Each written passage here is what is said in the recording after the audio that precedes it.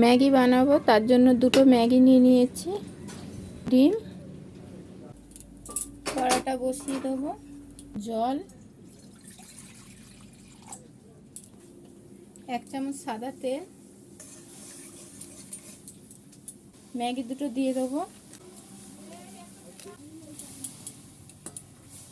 ম্যাগিটা সেদ্ধ হয়ে গেছে, এবার ঢেলে নেব। ওপর থেকে একটু ঠান্ডা জল দিয়ে দেবো।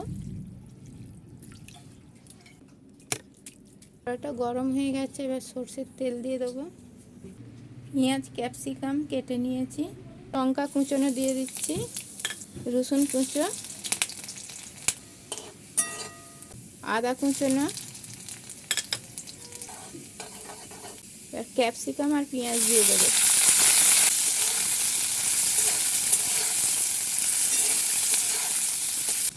এবার দুটো ডিম দিয়ে দেবো, নুন,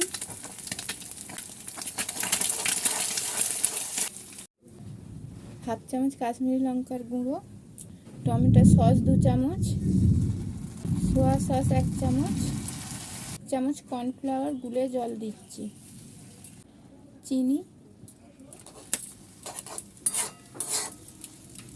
সব একসঙ্গে নেড়ে নেব।